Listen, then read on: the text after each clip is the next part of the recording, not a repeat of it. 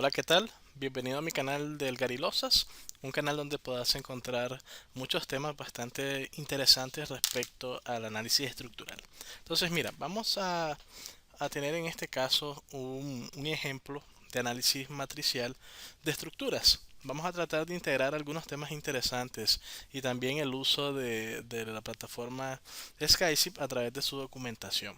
Entonces, ¿en qué consiste el ejercicio que vemos en pantalla? Miren, tenemos un marco sencillo, es decir, solamente tenemos tres elementos.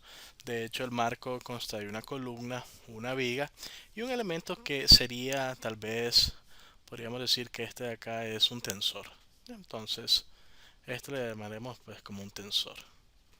Entonces tenemos nuestro tensor, nuestra viga y acá la columna.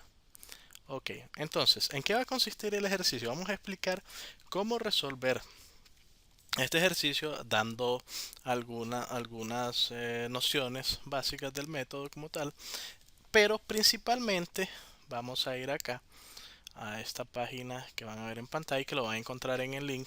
Pueden buscar en la parte inferior de los comentarios del video, donde van a encontrar esta documentación del software SkyShip.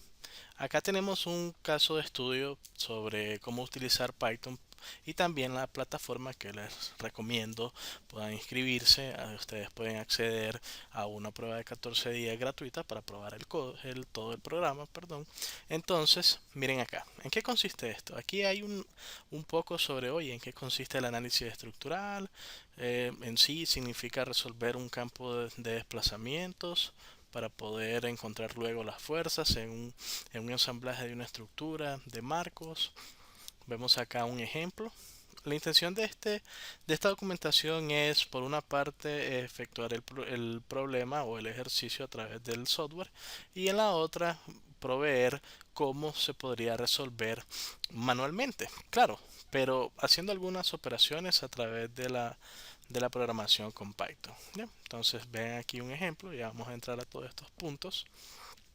Y lo bueno es que se explica un poco el código que se utiliza y también acceder a él. Ustedes pueden darle clic aquí a este botón y los enviará a un archivo de Google Colab donde está toda la programación y ustedes van a poder tomar esta información y trabajar con ella, copiarla en su máquina o localmente o en su cuenta de Drive, etcétera, y trabajar con ello. Entonces, vamos a usar este archivo para poder resolver nuestro ejercicio.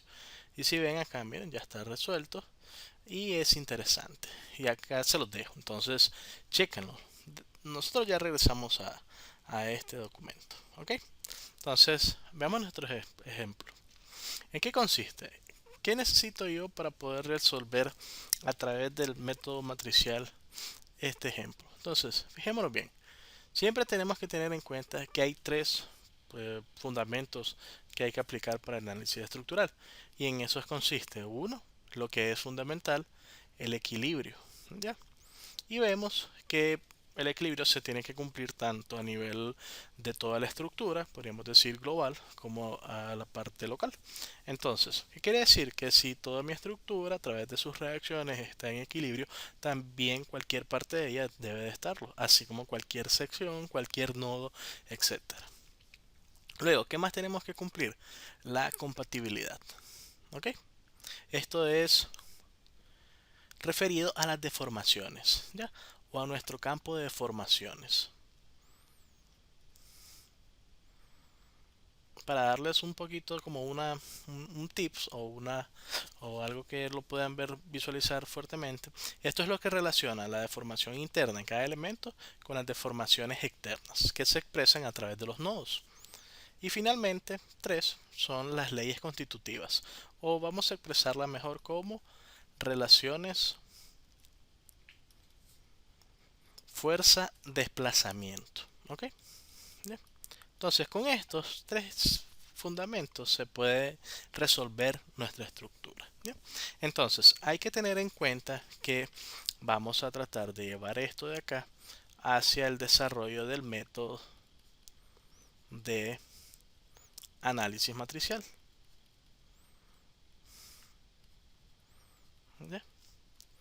Y lo interesante de esto es que vamos a usar una formulación de viga conocida como Euler-Bernoulli. ¿Y en qué consiste esto? Pues en la clásica que ustedes han podido observar, han podido estudiar en sus clases de resistencia a materiales, que es la siguiente forma: EI por phi igual a m en x. Es decir, una relación de una ecuación diferencial ordinaria de segundo orden para poder expresar qué cosa, el comportamiento a flexión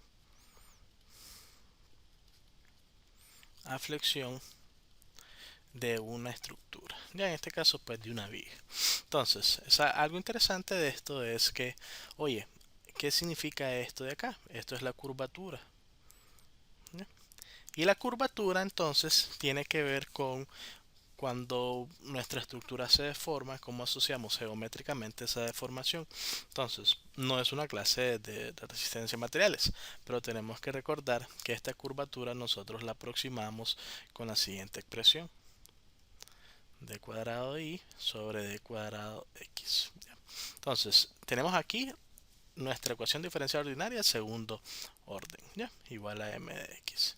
Si vemos, casi muchos fenómenos físicos que tienen que ver con las leyes de conservación se expresan de la siguiente forma: un operador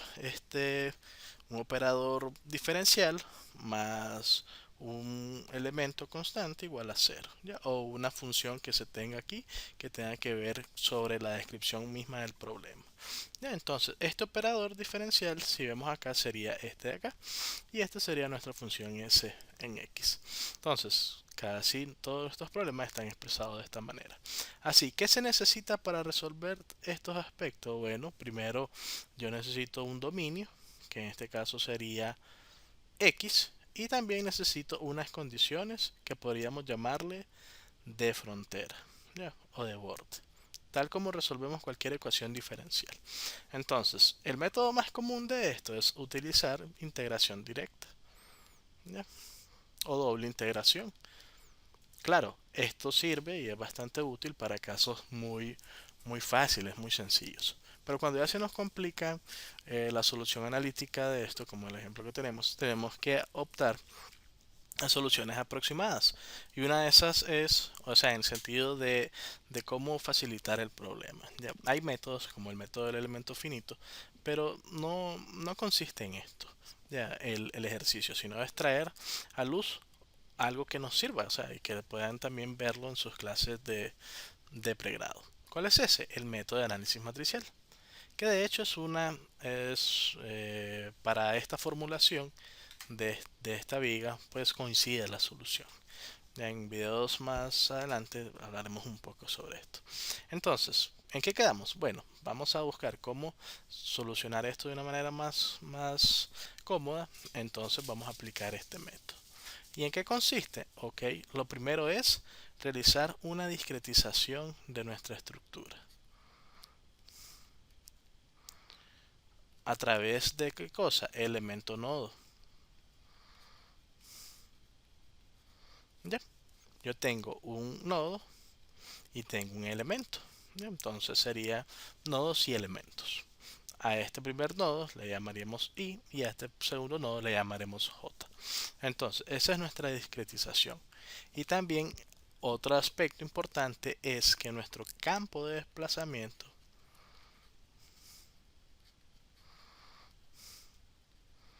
será considerado únicamente en los nodos, ¿ya? Y utilizaremos algo que se llaman funciones de interpolación, pero no las vamos a desarrollar precisamente directamente, sino que vamos a hacer uso ya de lo que es la matriz de rigidez de cada elemento, ya la matriz de rigidez local que se conoce. Entonces, al hacer eso, pues entonces vamos a hacer lo siguiente. A ver, miremos. Entonces, ¿qué tenemos que conocer o saber? Cualquier elemento, vamos a dibujarlo aquí, cualquier elemento que esté inclinado. Este es mi nodo I, este es mi nodo J. ¿Ya? Un nodo de inicio, un nodo final. Algunos libros le llaman como de inicio y de fin, le dan una B y una E. Ya, pero le llamaremos solamente IJ. Entonces, para poder sentarnos bien, es decir, como para ya tener en cuenta en qué vamos a trabajar, hay que definir dos sistemas de referencia. Uno tiene que ver con el sistema coordenado cartesiano típico, XY perpendicular ambos, y el otro, el que nos dará la guía sobre el elemento que estamos analizando. Entonces, de I a J, eso nos brinda ¿qué cosa? La directividad o la conectividad. Es decir, oye, ¿hacia dónde se orienta mi eje local? El eje local es aquel par de, de XY que están orientados a lo largo del elemento. Entonces, este sería X, pero le vamos a llamar X', que va de I a J. Perpendicular a él tendremos nuestro Y'. Entonces, ese es nuestro sistema local de referencia. Y este de acá sería nuestro sistema global de referencia. Entonces, al tener esa proyección, vemos entonces que si podemos medir con respecto al eje global un ángulo, entonces ahí tenemos un caso genérico, pues un elemento inclinado que tiene sus ejes locales y también tenemos una referencia a los ejes globales. Entonces, ¿para qué nos sirve eso? Bueno, veamos vamos aquí a tomar, digamos, un ejemplo, no sé, a ver, bien sencillo. Por ejemplo, un marco, un poquito distinto al del ejercicio. Vamos a llegar al ejercicio. Digamos algo así. Y este marco está sometido, digamos, a una carga. Entonces, lo primero que uno hace es tratar de entender cómo, digamos, este elemento se va a deformar. Entonces, es probable que esto tenga una curva elástica, algo, digamos, así, por ejemplo, digamos. ¿Ya?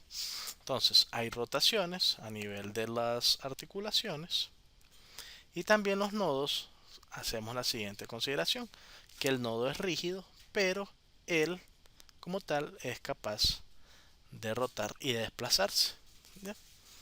Entonces tenemos acá rotaciones y desplazamientos. Y el nodo se desplaza una distancia x y también una distancia y ante cargas y un ángulo teta. Entonces el método en sí lo que va a consistir en que nuestro campo de desplazamiento será considerado solamente en los nodos de nuestra estructura. ¿Ya? Y lo que nos brinda a nosotros, digamos, el poder tener en cuenta, oye, cómo varía o cómo considero eso, es gracias al planteamiento que se hace a través de las relaciones fuerza-desplazamiento. Y que no es más que la aplicación de funciones de interpolación. Ya, si quieren ir un poquito más a fondo, pueden estudiar sobre temas que tienen que ver como, por ejemplo, digamos, el método de trabajo virtual para el análisis de marcos ya en estos temas. Pero la intención de esto no es complicarnos tanto. Entonces, es ir asentando algunos aspectos fundamentales que nos puedan ayudar a entender cómo se resuelve este ejercicio. Entonces, si vemos que tenemos acá una manera en cómo se desplaza la estructura y que va a ser precisamente leída a través de los nodos. Y otra es, si nosotros aislamos cualquier elemento, entonces vemos que vamos a tener un nodo inicial, un nodo final, etcétera. Y que también, si ese elemento se deforma, entonces sucederá lo siguiente. ¿Ya? Este elemento como tal podría sufrir la siguiente deformación. Si tenemos acá, este es I, este es J, entonces digamos que él sufre una deformación algo así. ¿Ya? Entonces, si vemos, tendrá I orientándonos a lo largo del eje local como tal, él sufre un desplazamiento a lo largo del eje X', un desplazamiento a lo largo del eje Y' y también una rotación que está entonces en el vector perpendicular a X' y Y. Digamos, si lo giramos un poco, este es X', este es Y' y este sería nuestro Z', que sigue la regla de la mano derecha. ¿Ya? Entonces, que es un sistema dextrógiro. Perfecto. Entonces, las rotaciones como tal se van a definir positivas según la dirección positiva de Z'. ¿Ok? Ya entonces nuestra rotación será positiva si nuestro eje, es decir, el eje del momento, va en dirección positiva de z', es decir, sale de la pantalla. Y la rotación sería contraria a las manecillas del reloj. ¿Bien? Entonces, y en este nodo igual, en este nodo si ven, bueno, vamos a dibujar un poquito para acá el elemento. Entonces tendríamos otro desplazamiento aquí a la derecha, un desplazamiento vertical y también un giro. ¿Ok? Ahora, ¿cómo vamos a nombrar? Fíjense bien, yo por lo general, incluso en mis clases que doy en la universidad, uso la documentación del profesor Casimali, recomendado. Uno de los mejores libros que hay para estudiar estos temas. Y ese es el que uso por lo general como libro de texto base. Entonces, lo pueden comprar en cualquier librería. Hay dos tomos. Uno tiene que ver con Structural Analysis, el típico. Y en el capítulo 17 tendrán una introducción a este tema, que la intención de este video será basarnos en ese capítulo. Y si quieren un poco más complejo, o sea, más a fondo el tema del análisis matricial, pues pueden comprar el libro de Matrix Structural Analysis del mismo autor. ¿Ya? De hecho, los dos libros los he comprado, pues aquí en México no están tan mal. Bueno, este último lo tuve que pedir de Estados Unidos, pero bueno, ustedes lo pueden conseguir o lo compran el, el libro en digital, como ustedes vean, o lo consiguen en alguna biblioteca. Entonces, ¿qué quiero decir? Que voy a usar la nomenclatura como se usa en Casimali. Entonces, a los desplazamientos locales, como tal, se le, se le utiliza una siguiente denominación, una letra y después un número. Entonces, primero se empieza a enumerar los desplazamientos en X', luego en Y' y después el giro. Entonces, este sería D igual a 1, D1, el desplazamiento en X' positivo. Este de acá sería el D2 y el giro sería el D3. Luego, siguiendo hacia el otro nodo, entonces tendríamos un D4, un D5 y un D6. Entonces, eso sería ¿qué cosa? Nuestros desplazamientos. Ahora, tenemos que tener en cuenta que lo que genera un desplazamiento es también la posibilidad de tener fuerzas. ¿Ya? Y si hay fuerzas, hay desplazamientos y viceversa, ¿no? Entonces, ¿qué quiere decir? Que tal como nosotros hemos numerado esos desplazamientos, en nuestro elemento pueden existir fuerzas. Y esas fuerzas se pueden expresar de manera local. Entonces tendríamos acá una fuerza. Ahora, a la fuerza como tal se le llama Q. Entonces sería Q1 en la dirección de X'. Tendríamos Q2 en la dirección de Y' y después un Q3 en la dirección positiva del giro. Luego en J igual Q4, luego aquí Q5 y después acá Q6. ¿Ya? Entonces, estas son fuerzas y estos son desplazamientos. Entonces vemos que a nivel local del elemento, o mejor dicho, sí, según los ejes que están orientados a lo largo del elemento como tal, los locales, tendríamos esos dos términos. Lo que es el desplazamiento y lo que es la fuerza. Pero acá, por ir un poco rápido, les voy a pedir una pequeña disculpa porque D es considerado para la estructura total. A este elemento es U. ¿Ya? Entonces ahí tengámoslo ahí. Le voy a cambiar a U todo esto. Aquí estoy. Una disculpa ahí. Entonces sería U para el desplazamiento local y Q para las fuerzas globales. Entonces, ¿de qué manera podemos entonces reunir de una forma bastante eficiente esta información? Pues a través de un vector. ¿Ya? Entonces, un vector lo podemos usar para referirnos a estos desplazamientos. Entonces, el vector de desplazamiento del elemento local, digamos U, sería U sub 1, U sub 2, U sub 3, U sub 4, U sub 5, U sub 6. Y un vector Este es de desplazamientos. Y un vector de fuerzas de la misma manera, ¿no? Q1, Q2 hasta Q6.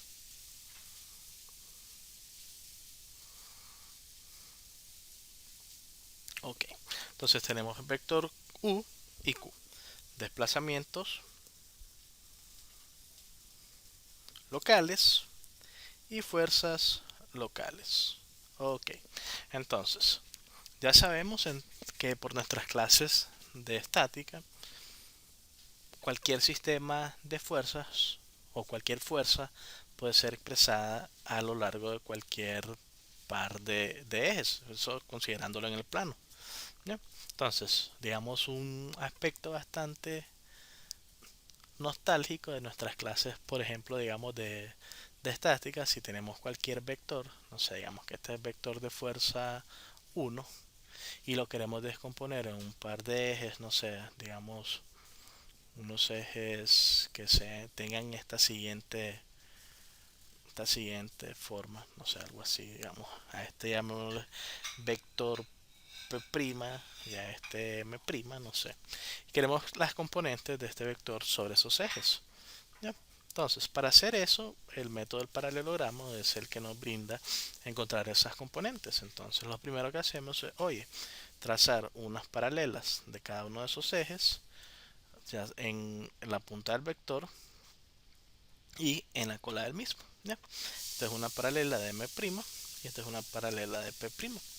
Y después, justo donde se intersecten, entonces dibujar, ¿qué cosa? Vamos a usar otro color, las proyecciones de ese vector. Entonces, digamos aquí, este es acá y este acá. Entonces, podríamos decir que este es F1 en P' y este es F2 o F1, perdón, F1 en M'.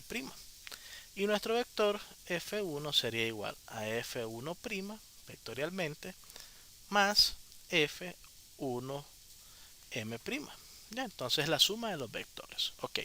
Ahora, ¿para qué traigo esto a luz? Lo siguiente.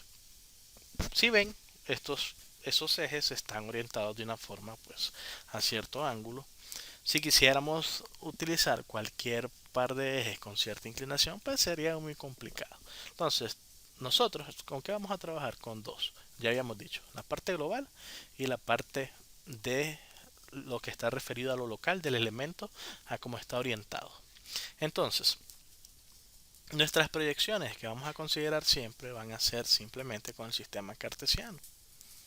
¿Ya? Es decir, XY a 90 grados. Entonces, si esto yo lo tengo orientado a lo largo del elemento, la pregunta es, oye, ¿cómo yo puedo tener en cuenta entonces lo local y lo global? Así que, si ven, el desplazamiento y la fuerza son vectores. Entonces yo podría tener en cuenta que del local yo puedo hacer una transformación a global y de global yo puedo hacer una transformación a local. Entonces, según el libro de Casimali, esto es nuestros elementos expresados de manera local. Ahora, si yo quiero encontrar el equivalente en otro par de ejes o en otros ejes, que sería lo global, entonces tendría que tomar cada una de estas fuerzas y encontrar sus componentes, digamos esta Q1, sus componentes a lo largo de qué? Del eje XY. Entonces este sería Q1X y este de aquí sería Q1Y, Q sub 1Y.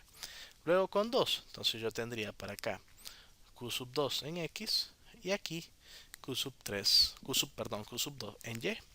Y así para cada una de ellas. Entonces, mi fuerza local ya la estoy descomponiendo en global. Y si por ejemplo yo sumo las componentes que van a lo largo de un eje, digamos tomo este x sub 1x y este x sub 2x y podría decir, oye, el f1 es igual a q sub 1x menos q sub 2x más 0 q sub 3. ¿Por qué razón? Porque una rotación no va a tener componentes a lo largo de ese eje. ¿Ya? Entonces, si ven, nosotros podemos hacer eso para cada uno de esas componentes. Ahora, por tanto, expresemos de manera global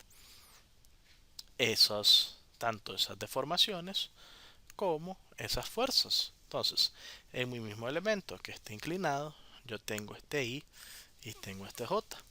Y cuando esta estructura se deforme, es decir, haga esto de acá, entonces yo puedo leer esos desplazamientos. Y esos desplazamientos, entonces, ahora los voy a leer, oye, pero en mi eje local no, sino en mi eje global. Tengo aquí Y. Entonces, este sería V sub 1. Verticalmente sería V sub 2. Y la rotación, ¿qué sucede? Vamos a poner los dos ejes. Mira, este es mi eje local. X', Y', y aquí tengo Z'. Y ahora dibujo el eje global, compartiendo el mismo vértice. Este sería X, este sería Y. Y si vemos, el eje Z coincide con Z', porque de hecho esos dos ejes salen perpendicular al plano que definen XY y X', Y'. Entonces, ¿qué quiere decir? Que no vamos a tener ninguna transformación de la rotación, porque la dirección del vector va en Z y Z'. Así que, aunque sean iguales, nosotros pues vamos a llamarle a esa rotación o al momento que genera esa rotación V sub 3. ¿Ya? Ahora vámonos al otro nodo. Entonces tendríamos de aquí a este punto, sería el V sub 4, verticalmente el V sub 5 y la rotación aquí el V sub 6. ¿Ya? ¿Y qué pasa con las fuerzas? Bueno, con las fuerzas entonces tendría I, J. Así que voy por acá. F1, F2, F3, F4, F5, F6. Entonces, nuestros vectores en coordenadas globales para nuestro elemento. Fíjense bien, este sistema de formaciones y este sistema de fuerzas son equivalentes a los otros. Es decir, van a generar las mismas, desde el punto de vista de fuerzas, las mismas acciones o las mismas tendencias de movimiento en el cuerpo. ¿Ya? Entonces, eso significa que sean equivalentes a nivel de fuerzas. A nivel de deformación interna, entonces me daría que la misma energía de deformación. ¿Ok? Entonces, vamos aquí a poner nuestro vector V. E igual sería V1, 2, 3, hasta el 6, ¿no? Y nuestras fuerzas, F, lo mismo.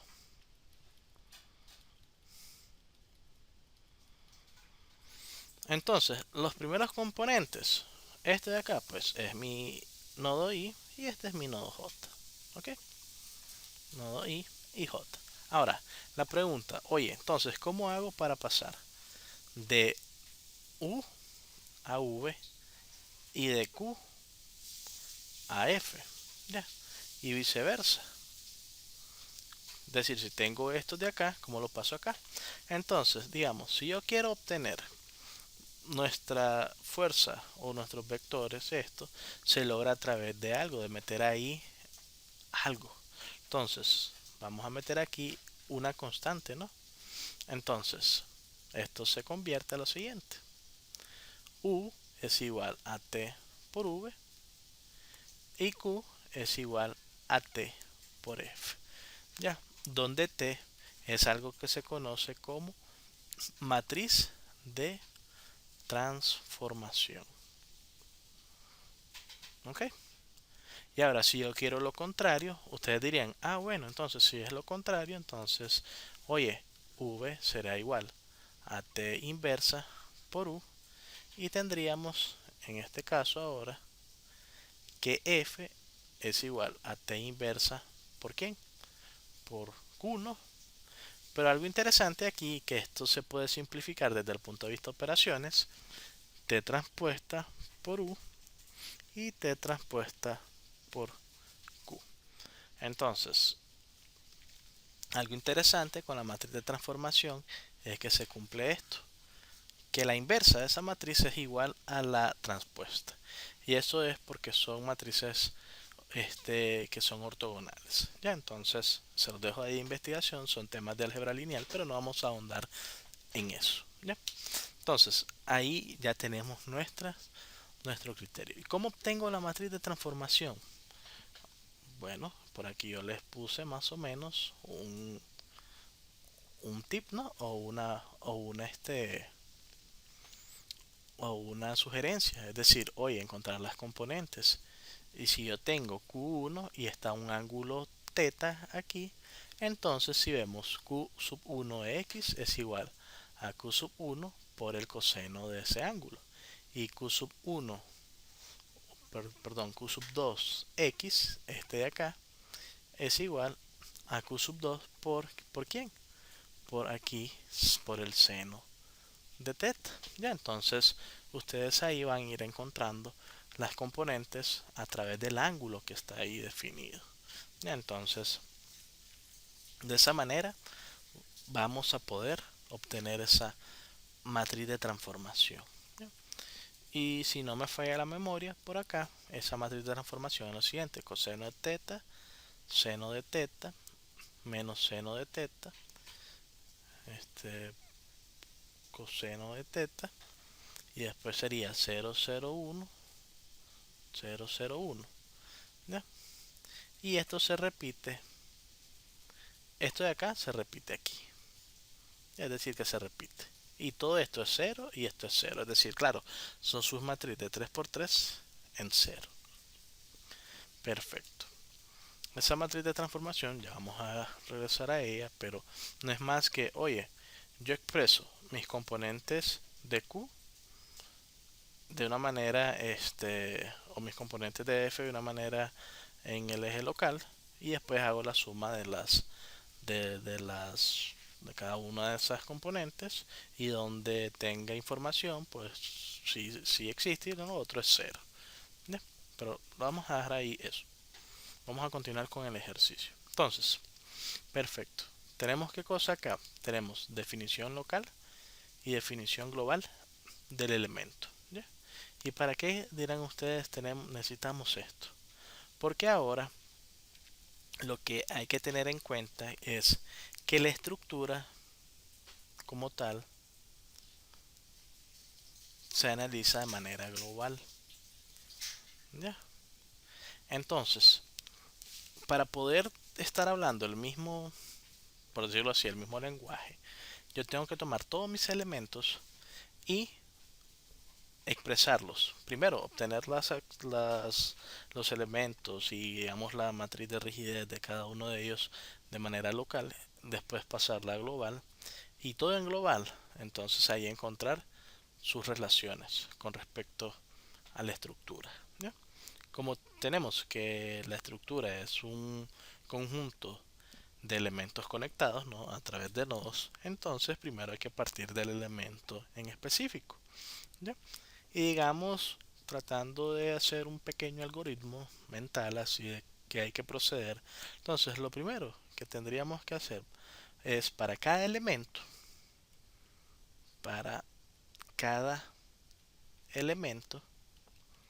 entonces podríamos decir, uno, ¿qué hay que determinar? Bueno, hay que determinar su matriz de rigidez local. ¿Y cómo lo obtengo? Entonces, la matriz de rigidez local, fijémonos bien, es aquella donde yo tengo ¿qué cosa? Los componentes K y J de esa estructura, ¿ya? Es decir, del elemento como tal. ¿Y qué significa K y J? Es la fuerza que yo necesito en I para generar un desplazamiento unitario en J. O mejor dicho, yo aplico un desplazamiento unitario en J y obtengo una fuerza en I, o viceversa. Y como nosotros tenemos, fijémonos bien, 3 desplazamientos en cada nodo, tendríamos 6 desplazamientos en total. Y acá el concepto de rigidez tiene que ver con ¿qué cosa? Con la siguiente expresión básica, que una fuerza es expresada como K por U. ¿Ya?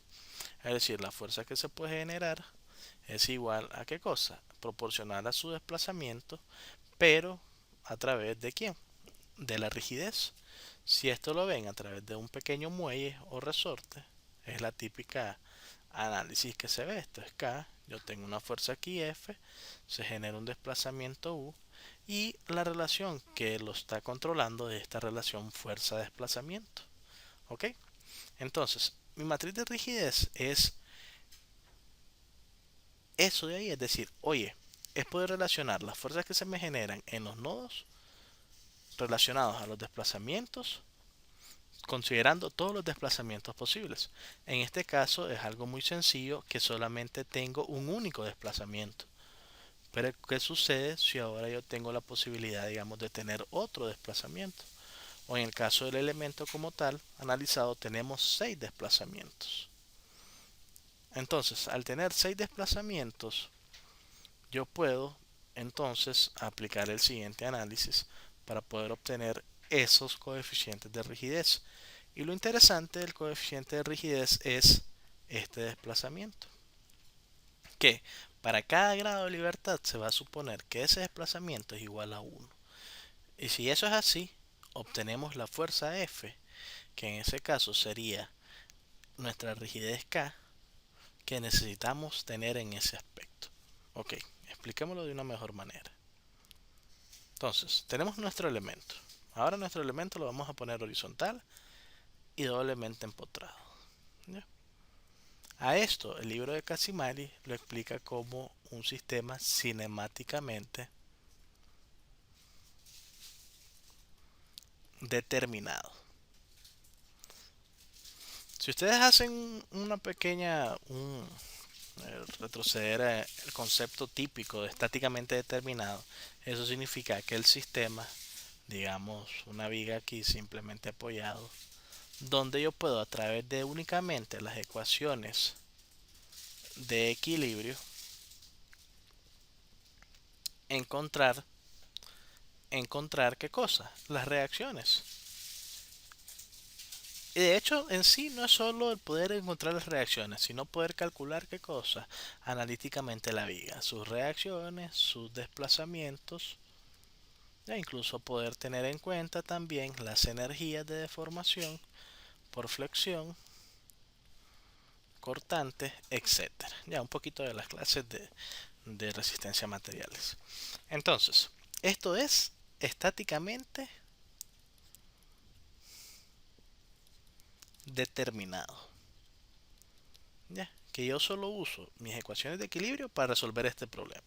Si ahora ya tengo más reacciones, oye, mira, los vínculos en mis apoyos se superan el número de ecuaciones de equilibrio disponibles, que en el caso del plano es igual a 3, entonces, oye, yo ya tengo excedencia, y ahí si solo tengo 3 ecuaciones y tengo 4 incógnitas, pues ya es un sistema que no puedo resolverlo, ya entonces tengo que recurrir a otras ecuaciones. ¿Y de dónde obtengo las otras ecuaciones?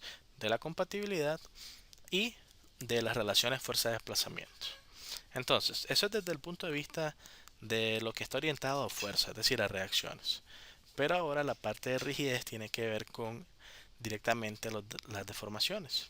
Y como habíamos dicho que nos vamos a centrar en los nodos, entonces una estructura cinemáticamente determinada es aquella donde ahora ya no me interesa la fuerza, es decir, las reacciones, sino las deformaciones. Si esto está empotrado, entonces aquí U sub 1 igual a U sub 2 igual a U sub 3 igual aquí a U sub 4, 5 y 6 igual a 0. Es decir, yo ya conozco las deformaciones que están ahí en esos nodos. Entonces, si yo lo conozco, eso es un sistema cinemáticamente determinado. Ok, entonces partimos nuestro análisis de este caso y empezamos a querer obtener estas relaciones. Oye, yo quiero por ejemplo el K11. ¿Ya? Entonces, ¿qué significa esto? Oye, es la fuerza que yo necesito generar en el grado de libertad 1 para qué cosa? Para que exista un desplazamiento unitario en 1. O lo contrario, es decir, si yo genero un desplazamiento unitario en 1, se va a generar una fuerza. Entonces, aquí yo tengo, ¿qué cosa? Si recordamos, nuestros grados de libertad son los siguientes. U sub 1, U sub 2, U sub 3, U sub 4, U sub 5, U sub 6. ¿Ya? Entonces, empecemos. Oye, yo quiero obtener este valor de K11, pero lo primero que tengo que hacer es, oye, mira, U sub 1 será igual a 1 y los demás se mantienen constantes. Entonces, de alguna manera hay que lograr desplazar este nodo en esta dirección una unidad. ¿Ya? Entonces, aquí U sub 1 será igual a 1. ¿Ya? Para poder lograr eso, entonces, no quiero retrocederme tanto a resistencia a materiales, pero podemos aquí utilizar el método basado en fuerza, es decir, en deformaciones consistentes o en flexibilidades, ya sea como se le conozca, y para obtener las reacciones en esta viga doblemente empotrada a través de ese desplazamiento. Entonces, no voy a llegar hasta ahí, sino que vamos a traer a luz la componente que genera esa deformación. ¿Y cuál es? Aplicar una fuerza aquí que tenga un valor igual a EA sobre L. Si yo aplico esta fuerza en este nodo, en esa dirección, yo voy a generar ¿qué cosa? Un desplazamiento unitario. Claro, pero acá, si yo tengo este sistema doblemente empotrado, aquí se me genera una reacción, ¿no? Que será igual a EA sobre L. Entonces, oye, interesante. En mi sistema cinemáticamente determinado, al variar una componente de desplazamiento con un valor unitario, voy a tener un sistema de reacciones que se van a generar en los grados de libertad que correspondan, ¿qué cosa? A garantizar la compatibilidad de esos puntos. Es decir, la compatibilidad aquí es que pues el desplazamiento es 0, pero acá es igual a 1, ¿ya? Entonces, y este de aquí, entonces, ¿qué es? Es la fuerza en el grado de libertad 1 debido a un desplazamiento en 1. Entonces sería nuestro K 1, 1. ¿Y esto que se generó acá es algo gratis? Pues sí. Ahí sería el K. Ahora, ¿cómo? Mira, esta fuerza yo la estoy leyendo ¿dónde? En el grado de libertad 4. Entonces sería el 4. ¿Y quién generó el desplazamiento? 1. Entonces ese sería el 1. El K41. ¿Ya? Pero es interesante que va en sentido contrario. Entonces, si lo expresamos de forma, digamos, vectorial o matricial, eso sería EA sobre L. Luego, la pregunta es, si yo genero este desplazamiento horizontal, ¿tendré alguna fuerza vertical? Creo que no. ¿Y tendrá algún momento? No. ¿Por qué razón? Porque la parte axial en esta formulación de vigas de Euler-Bernoulli está desacoplado con ¿qué? Con las acciones que tienen que ver tanto la fuerza cortante como el momento. Hay otro tipo de formulaciones de vigas que son vigas de alto orden que sí pueden poder desarrollar un acoplamiento entre la fuerza axial con los demás componentes. Ya, pero eso es tema ya un poquito más avanzado. Entonces, en este caso, ¿qué quiero decirles? Bueno, que la fuerza en 2 y en 3, es decir, el K en 2 debido a 1 igual al K en 3 debido a 1 es 0. Y aquí el K en 5 debido a 1 es igual al K en 6 debido al 1 y vale 0. ¿Ya? Entonces, ¿qué tendré aquí? 0, 0. Luego vengo con K4, 1 menos EA sobre L y después 0, 0. ¿Ya? Entonces, así obtenemos esas componentes. Entonces, por acá, miren, yo sé que ya llevamos 45 minutos de video. Vamos a desarrollar todo este ejercicio.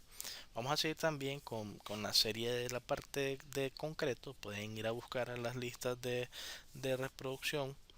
Pero tratamos también de continuar con la temática en general que lleva el canal.